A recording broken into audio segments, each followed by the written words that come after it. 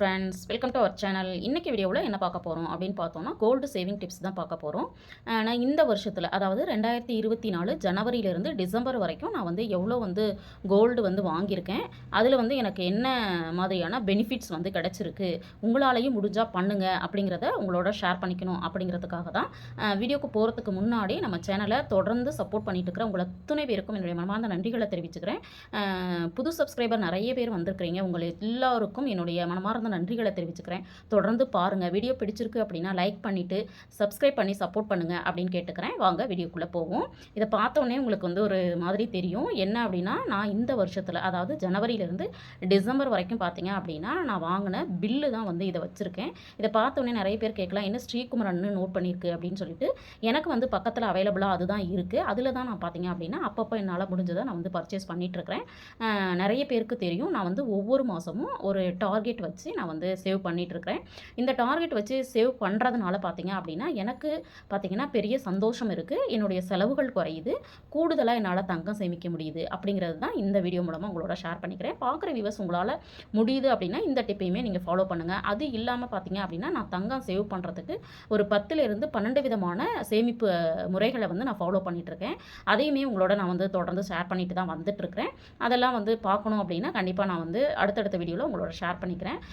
இல்லை ஆல்ரெடி நான் வந்து பிளேலிஸ்ட்லேயும் கொடுத்துருக்குறேன், கோல்டு சேவிங் ஐடியாஸ்ன்னு சொல்லிட்டு. விருப்பம் இருந்துச்சுன்னா அதை கூட நீங்கள் வெரிஃபை பண்ணி கூட பார்க்கலாம். இப்போது இந்த மாதிரி நான் வந்து இந்த வருஷத்தில் இந்த வீடியோவில் நான் வந்து மொத்தமாக என்னால் எவ்வளோ சேவ் பண்ண முடிஞ்சது, நான் டார்கெட் எவ்வளோ வச்சுருந்தேன் அப்படிங்கிறதையும் நான் அச்சீவ் பண்ணிட்டேனா இல்லையா அப்படிங்கிறமே நான் ஷேர் பண்ணுறேன். இப்போ இந்த பில் எல்லாமே பார்த்தீங்க அப்படின்னா நான் இந்த வருஷத்தில் கோல்டு வந்து பர்ச்சேஸ் பண்ணதுக்கான பில்லு. ஆனால் இதில் இருக்கிற எல்லா பில்லுமே பார்த்தீங்க அப்படின்னா கோல்டு காயினுக்கான பில்ஸ் தான். பார்க்குற வியூவர்ஸ் நீங்கள் கேட்கலாம், ஏன் நீங்கள் ஜுவல்லரியே வாங்காமல் எல்லாமே காயினாக வந்து வாங்கிட்டுருக்கிறீங்க, இது வந்து நம்மளுக்கு நஷ்டம் தானே அப்படின்னு சொல்லிட்டு. ஏன் நான் வந்து இதை வாங்குகிறேன் அப்படின்னா, எனக்கு வந்து ஒரு முக்கியமான 2 பர்பஸ்க்காக நான் வந்து கோல்டை வந்து காயினாக வந்து நான் பர்ச்சேஸ் பண்ணிட்டுருக்கேன். ஃபஸ்ட்டு விஷயம் பார்த்தீங்க அப்படின்னா, எனக்கு வந்து இது இன்வெஸ்ட்மெண்ட் பர்பஸ் அப்படிங்கிறதுக்காக நான் வந்து கோல்டு காயினை ஃபஸ்ட்டு வந்து நான் ப்ரிப்பேர் பண்ணி வாங்கிட்டுருக்கேன். இது இல்லாமல் கோல்டு ஜுவல்லாக வாங்குறதுக்கு நான் அஸ்யூஷுவல் வேறு ஐடியாலாம் ஃபாலோ பண்ணிகிட்ருக்கிறேன். இது வந்து என்னுடைய இன்வெஸ்ட்மெண்ட் பர்பஸ்க்காக. நீங்கள் பார்க்குற வியூஸ் கேட்கலாம், நீங்கள் இன்வெஸ்ட்மெண்ட் பர்பஸ்க்காக பண்ணாலுமே இதில் பார்த்தீங்கன்னா ஜிஎஸ்டி, அப்புறம் வந்து பார்த்தீங்க அப்படின்னா வேஸ்டேஜ், இதுக்கெல்லாம் உங்களுக்கு வந்து கூடுதலாக அமௌண்ட் வந்து உங்கள் கையை விட்டு போகுமே அப்படின்னு சொல்லி நீங்கள் கேட்கலாம். பட் வந்து நீங்கள் இந்த வீடியோவை ஃபுல்லாக பார்த்து முடிக்கும் பொழுது என்னுடைய ஜிஎஸ்டி, என்னுடைய வேஸ்டேஜ், இதில் வந்து எனக்கு லாபமாக இருக்கா அப்படிங்கிறத நீங்கள் தொடர்ந்து பார்க்கும்பொழுது தெரிஞ்சுக்கலாம். இன்னொரு பர்பஸ் என்ன அப்படின்னு பார்த்தீங்கன்னா, ஃபஸ்ட்டு வந்து இன்வெஸ்ட்மெண்ட் பர்பஸ். இன்னொரு பர்பஸ் என்னன்னா, இப்போ நம்மளுக்கு வந்து க்ளோஸ் ரிலேட்டிவ்ஸ்லாம் வீட்டிலலாம் ஃபங்க்ஷன் வைக்கும்போது நாங்கள் வந்து தங்கம் செய்வோம் இல்லைங்களா, தங்கம் வந்து ஜுவல்லரியாக வந்து நம்ம வந்து நகை போடணும் அப்படிங்கிற பழக்கம் இருக்குது இல்லைங்களா, நல்லது கெட்டதுக்கு. அதுக்கு நாங்கள் என்ன பண்ணுவோம் அப்படின்னா, கண்டிப்பாக நாங்கள் வந்து எங்கள் வீட்டிலேருந்து நாங்கள் செயின், மோதிரம் அந்த மாதிரியெல்லாம் நாங்கள் பண்ணுற பழக்கம் இல்லை. எல்லாருக்குமே வந்து காயின்ஸாக வந்து கிஃப்டாக நாங்கள் வந்து பண்ணிகிட்ருக்கோம். இதுதான் பார்த்தீங்கன்னா நான் இந்த வருஷத்தில் சேவ் பண்ண காயின்ஸு. இதெல்லாம் பார்த்தீங்கன்னா நான் ஃபைனலாக நான் மொத்தமாக எவ்வளோ சேமிச்சிருக்கேன் அப்படிங்கிறத நான் உங்களுக்கு பில்லெல்லாம் காமிச்சிட்டு உங்களோட நான் ஷேர் பண்ணுறேன். இதெல்லாம் பார்த்தீங்க அப்படின்னா நான் வாங்கின காயின்ஸு, இந்த வருஷத்தில் நான் வாங்கின காயின்ஸு.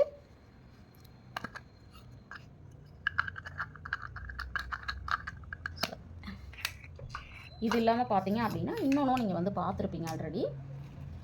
எந்த மாதிரி நான் வந்து டைப்பில் வாங்கியிருக்கேன் அப்படின்னு பார்த்தீங்கன்னா, இந்த மாதிரி கார்டு இருக்கு இல்லைங்களா, இந்த மாதிரியும் வந்து நான் வந்து வாங்கியிருக்கேன்.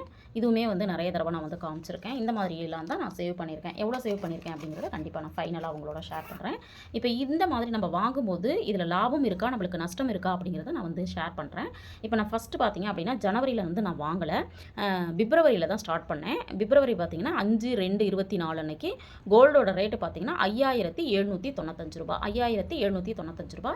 இன்றைக்கி என்ன கோல்டு ரேட் அப்படிங்கிறது நம்மளுக்கு தெரியும். அதாவது இதை ஏன் நான் வந்து மென்ஷன் பண்ணுறேன் அப்படின்னு பார்த்தீங்கன்னா, நம்மளுக்கு வந்து ஒரே வருஷம், அதாவது பிப்ரவரி, இப்போ நம்ம இருக்கிறது டிசம்பரில் பார்த்தீங்க அப்படின்னா கரெக்டாக 11 மந்த். இந்த 11 மந்த்தில் இதோட ரேட்டு என்ன ஆகிருக்கு அப்படிங்கிறத நான் அப்படியே உங்களோட 1 by 1 சொல்கிறேன். அடுத்தது பார்த்தீங்கன்னா இது வந்து நான் வந்து 2வது மாதத்தில் பிப்ரவரியில் வாங்கியிருக்கேன். அடுத்தது வந்து மார்ச்சில் வாங்கியிருக்கேன். நான் முதல்லயே சொல்லியிருக்கேன், ஒவ்வொரு மாதமும் நான் எனக்கே டார்கெட் வச்சுட்டு ஒவ்வொரு மாதமும் நான் கோல்டு சேவ் பண்ணிகிட்ருக்கேன் அப்படின்னு சொல்லிட்டு. இங்கே பார்த்தீங்கன்னா பிப்ரவரிங்களா மார்ச்சில் பார்த்தீங்க அப்படின்னா ரூ. 6,025. டோட்டலாக பார்த்தீங்கன்னா இங்கேருந்து ஒரு ரூ. 300 நம்மளுக்கு வந்து இன்க்ரீஸ் ஆகிருக்கு ஒரே மாதத்தில். அடுத்தது பார்த்தீங்க அப்படின்னா நம்மளுக்கு வந்து 4வது மாதம் நான் பர்ச்சேஸ் பண்ணியிருக்கேன். அன்னைக்கு பார்த்தீங்கன்னா ரூ. 6,795. இங்கே பார்த்தீங்கன்னா கிட்டத்தட்ட நம்மளுக்கு வந்து ரூ.